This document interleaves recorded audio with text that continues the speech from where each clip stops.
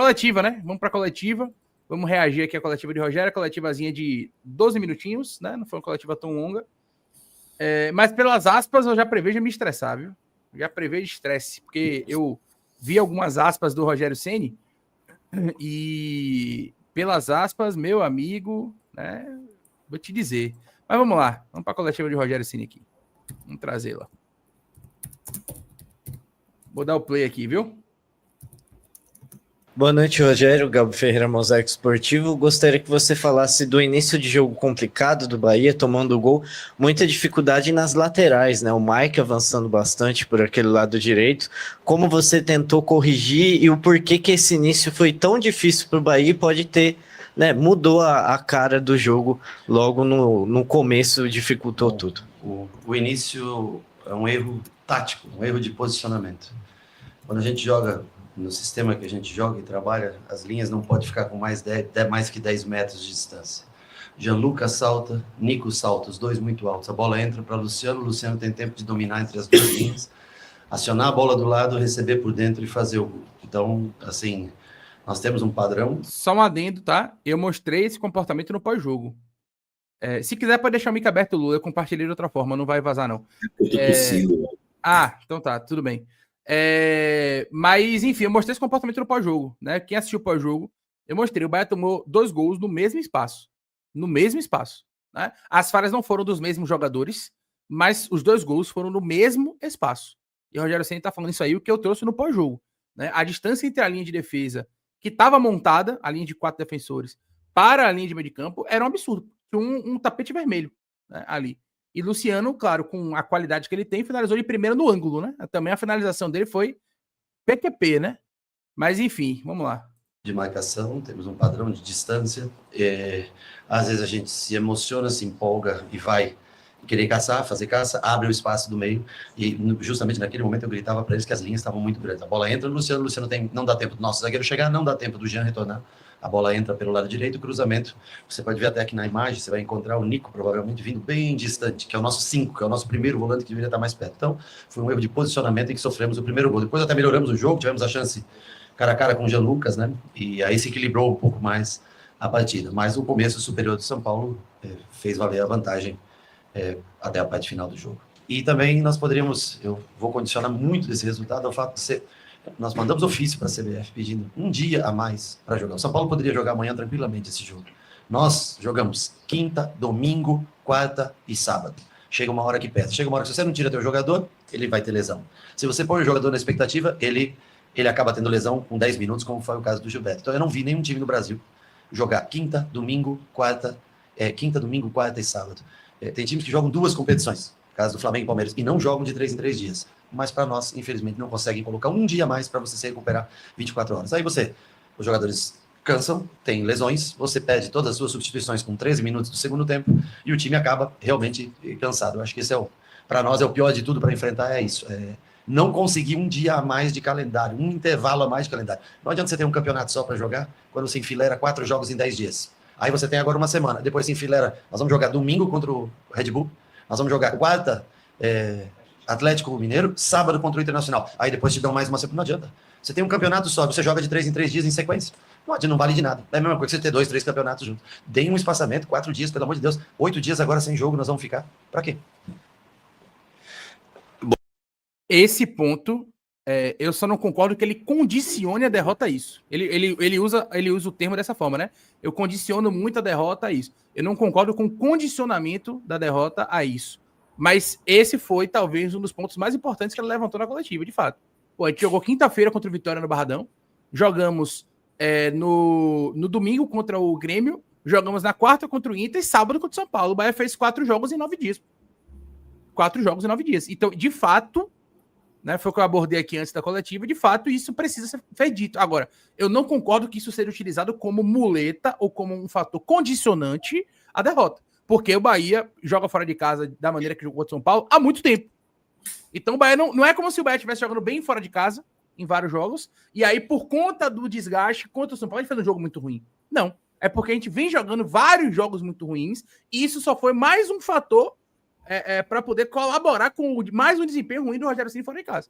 Agora, que de fato existe alguma coisa. E aí, houve até um comentário aqui no chat, Lula, não sei se você chegou a tempo, mas houve até um comentário no chat aqui de a gente tentar entender. Por exemplo, o Mirassol joga sábado contra o Botafogo, né? O próximo jogo. Sim. Ele joga o próximo jogo na quinta. A gente joga domingo e quarta. Qual a justificativa? Qual a justificativa do Bahia jogar domingo e quarta e o Mirassol jogar sábado e quinta? Logo o Mirassol que tem 30 jogos a menos que o Bahia na temporada. Então, assim, são critérios que de fato não dá para entender. Agora, isso não pode ser utilizado como desculpa para mais uma derrota, Lula. Eu não estou aqui com minha Mombic para assinar, vai ser uma assinatura virtual. Aquela que você assina naqueles iPads com o dedinho assim, pronto. Assinatura do Gov, pronto. Assinatura, pronto. É isso aí, perfeito. Não pode ser muleta, não é o que justifica a derrota, mas tinha que ser falado. Tá? Tinha que ser falado. É importante, né, inclusive, saber que o Bahia fez esse pedido. Eu achava importante o Bahia, nesse tipo de situação, deixar claro que fez o pedido. Não era para o Rogério, né, ter falado. Publicar uma inclusive, nota. para não parecer que é uma muleta utilizada por ele. Né? Se o Bahia diz, tentamos a coisa, a CBF não fez. Como aconteceu, por exemplo, com o Bavi, o Vitória com o Bavi. Perfeito. Né? Boa noite, Rafael Jacobucci da Rádio Craque Neto. Até em cima disso, né? No teu ponto de vista, pela sua experiência vivida no futebol, por que a CBF não ouve os profissionais para mudança no calendário? A dona do espetáculo não recebe a TV. E aí a grade de programação tem que encher. Depois que você encheu a grade de programação, a qualidade é o que menos interessa. Rogério, boa noite. Voltando para o assunto. É forte, batendo de frente com, de fato, quem manda mais no futebol brasileiro, que é a TV, né? Que são as TVs que fazem a transmissão. Já houve ali um oligopólio total por parte da Rede Globo, isso é hoje um pouco mais distribuído, mas continua sendo a Globo quem manda tanto na distribuição de jogos, não vou nem falar no calendário, mas na distribuição de jogos. E não tenha dúvidas, né? Que foi o que aconteceu, por exemplo, com o time feminino. Né? Ainda que na coisa do time feminino, naquele jogo tão importante que a gente teve que disputar em Aracaju contra o Corinthians, né? Não foi por conta da falta de estrutura dos estádios no interior, etc. Foi porque não havia qualquer tipo de flexibilidade por parte da TV de mudar o jogo para o horário de 18h30, que era um horário noturno.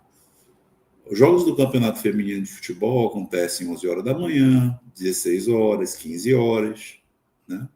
Mas a TV bateu o pé. Então, a TV ali, no caso, naquele momento, né? A Sport TV, parte da Rede Globo, foi quem bateu o pé. E, igualmente, agora nesse jogo contra o São Paulo. Não é a CBF que não quis mudar de data, como você muito bem colocou, Leandro. O jogo poderia acontecer hoje, segunda-feira. No domingo, havia ali o conflito, tá, de dois jogos na capital.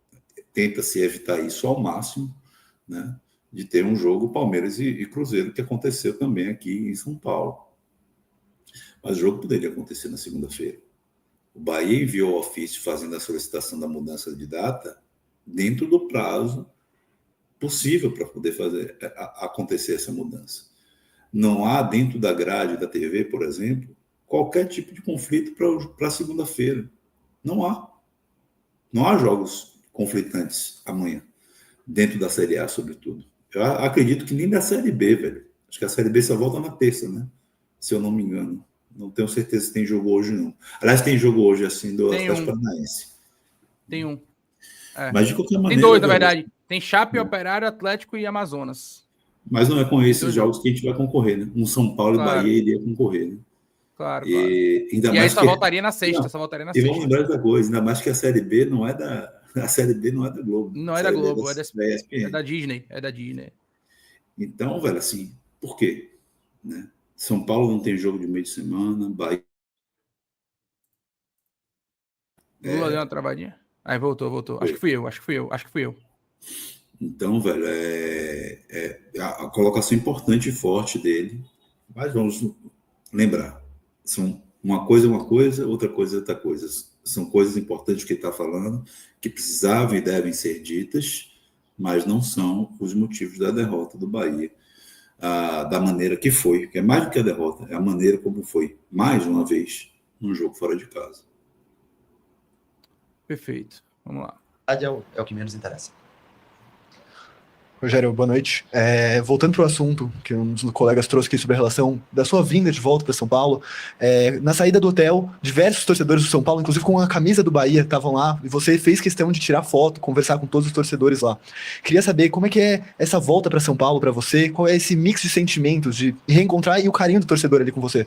Bom, eu acho que é a história que quando é construída e de maneira... Pausa aí, peraí. Antes dele responder, correta, como é que o cidadão me diz assim, diversos torcedores do São Paulo, inclusive com a camisa do Bahia? Porra, ele não sabe que tem torcedor do caralho do Bahia aqui em São Paulo, velho? Tem muito torcedor, os torcedores estavam lá, torcedor do Bahia. Não, tinham quase 1.500 visitantes no Morumbi, pô. Meu amigo, como é que o cara faz uma pergunta dessa? Torcedores, inclusive com a camisa do Bahia. Não deve dizer que foi um erro ali de nervosismo na hora da pergunta. Não, ele achava que, para agradar Rogério Ceni, os torcedores do São Paulo estavam com a camisa do Bahia para poder tirar foto. Velho, que porra é essa, velho? Só para poder mostrar aqui, ó. Aqui é como estava o setor visitante ontem no Morumbi, tá? Só pra gente. Ontem não, né? Não, foi sábado o jogo, né? No sábado. Foram quase 1.500 torcedores do Bahia no Morumbi, Lula. Foram quase 1.500. O setor visitante ele tava com uma quantidade grande de torcedores. Né? Então, assim, pro repórter aí que. Muquequinha do bem, né? Uma galera boa aqui no setor visitante, tinha uma boa quantidade de torcedores, então. O cara. Pô, tem muito baiano e torcedor do Bahia que mora em São Paulo, né? A nossa maior embaixada fora da Bahia é a de São Paulo. Então, de fato, mostra aí uma desinformação, né? Ou pelo menos uma falta de capacidade, né? De entendimento do processo. Mas, enfim, vamos lá, vamos voltar para a coletiva aqui. Rogério, após a coletiva após o jogo lá contra o Vitória, o Bavi, o Yuri te perguntou até a respeito da sangria defensiva, de estar tomando gols praticamente todos os jogos fora de casa, e se isso te preocupava. E de início você falou que não, que tinha outras preocupações. Mais um jogo, 2 gols fora de casa. Como ajeitar isso? Porque o DVD voltou hoje, mas independente de quem jogue, o Ronaldo fez mais uma grande partida, mas independente de quem jogue, teu sistema defensivo segue falhando nesse ponto de estar tomando gol todo jogo, Rogério. Bom, nós acabamos de fazer 4 jogos em casa, vencemos 1-0 Palmeiras, 1-0 Flamengo, 1-0 contra o Inter e 4-0 contra o Grêmio. Então o sistema ele funciona. Às vezes quando não toma gol, vem a pergunta do sistema defensivo. Quando você faz uma partida com 0 no placar, às vezes não vem o elogio. Não sei se você consegue ouvir, mas Marinho repete fora umas 4 vezes fora do ar. Marinho fala fora. Eu tô falando de jogos fora de casa. E você tá trazendo exemplo de jogos em casa. Né? Não sei se vocês vão conseguir ouvir, mas Marinho fala isso umas 4 vezes. Vou até voltar. Marinho repete assim. Rogério vai responder. Marinho tá fora do microfone aqui, ó. Fora. Tipo assim, meu amigo, eu fiz uma pergunta, você tá respondendo outra, pô. Enfim, vamos lá. Palmeiras, 1-0 Flamengo, 1-0 contra o Inter e 4-0 contra o Grêmio. Então o sistema ele funciona. Às vezes quando não toma gol, vem a pergunta do sistema defensivo. Quando você faz uma partida com 0 no placar, às vezes não vem o elogio do sistema defensivo. Fora de casa todo mundo toma mais gol. Você sabe quantas equipes ganharam mais que 3 partidas fora de casa? Que nós ganhamos? Eu te digo, até nós começamos esse jogo, 13 equipes não tinham ganho mais que 3 partidas. O Campeonato Brasileiro é muito difícil para todos os times fora de casa. Se nós ganhássemos hoje aqui do São Paulo, nós teríamos a 6ª melhor campanha fora de casa, você acredita? Então é um campeonato muito parelho, onde neste ano exclusivamente as equipes, os mandantes, levam no mínimo 80% dos resultados entre empate e vitórias. É difícil para todo mundo jogar fora de casa. São Paulo vinha de 8 dias de intervalo de um jogo para outro, 7 ou 8 dias, não lembro. Nós vínhamos de 60 e poucas horas. As pessoas não, é uma desculpa, não, é uma realidade. É um fato. Sequência de jogos, nós sofremos mais do que o São Paulo. O São Paulo é mais fresco, mais cansado, correu, acho que até mais. No final, com a vantagem, teve tranquilidade para trabalhar. É um time de bom toque de bola, de muito bom toque de bola. E nós sofremos hoje por um erro. Primeiro, um erro nosso de marcação. Se você olhar, vocês que gostam de acompanhar, o pessoal que analisa, você vai ver a distância muito grande de Nico e Jean para a entrada da bola no Luciano. E pagamos caro, porque aí depois você tem que começar a correr atrás. É mais pesado, mais difícil. Essa última resposta dele aí é brincar com a inteligência do torcedor, pô. Assim, com todo respeito a Rogério Ceni, mas essa última resposta dele é um assim, tipo, né? Ele fala isso, porque sabe quantos times... Meu amigo, não fica, né, no si.